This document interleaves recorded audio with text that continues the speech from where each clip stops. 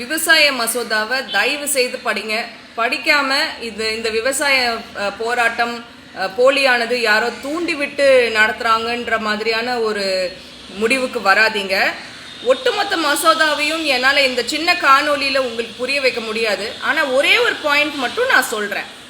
இதில் அரசு தெளிவாக குறிப்பிட்டிருக்கு. சாப்டர் 5 13th பாயிண்டில் இந்த மசோதாவினால எந்த ஒரு நஷ்டமோ இழப்போ இல்லை எந்த பிரச்சனை வந்தாலும் மத்திய அரசோ மாநில அரசோ பொறுப்பில்லைன்ட்டு ஒரு பெரிய கை கழுவிருக்காங்க. எந்த விவசாயியும் இது குறித்து எந்த ஒரு கோர்ட்லையோ கேஸ் போட முடியாது அப்படிங்கிற தெளிவாக அந்த பாயிண்ட்ல கொடுத்துருக்காங்க.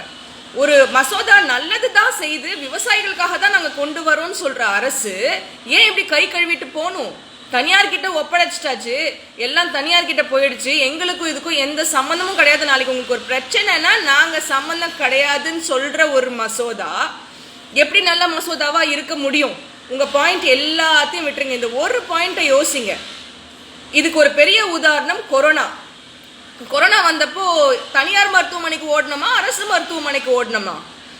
அரசு மட்டும் இந்நேரம் மத்திய அரசோ மாநில அரசோ கொரோனா வந்தவங்களுக்கு யாருக்கும் அரசு பொறுப்பு எடுத்துக்காது.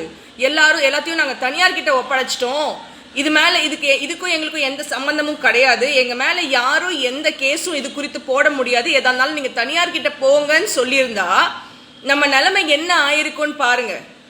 எத்தனை தனியார் மருத்துவமனைகள் முன் வந்தன, எத்தனை மாதங்கள் கழித்து திறக்கப்பட்டன தனியார் மருத்துவமனைகள்.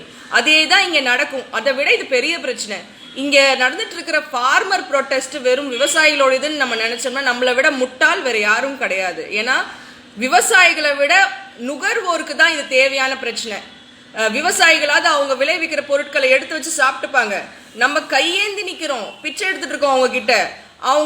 அவங்களையும் நம்ம சப்போர்ட் பண்ணாம எத்தனை பேரால 300 ரூபாய்க்கு 400 ரூபாய்க்கு அரிசி வாங்கி சாப்பிட முடியும்? ஏற்கனவே அத்தியாவசிய பொருட்கள்ல இருந்து வெங்காயம், உருளைக்கிழங்கு, எண்ணெய் வகைகளை எடுத்தாச்சு. இது மூணும் மிக அத்தியாவசியமான பொருள் நம்ம எல்லாருக்கும் தெரியும். எவ்வளவு காசு கொடுத்து இதை வாங்குவோம்? அதனால தயவு செய்து சொல்றேன், விவசாய மசோதாவை படிங்க. படிக்க முடியலையா அங்க இருக்கிற குளிர்ல போராடிட்டு இருக்கிற ஃபார்மர்ஸை கொச்சப்படுத்தாதீங்க தயவு செய்து.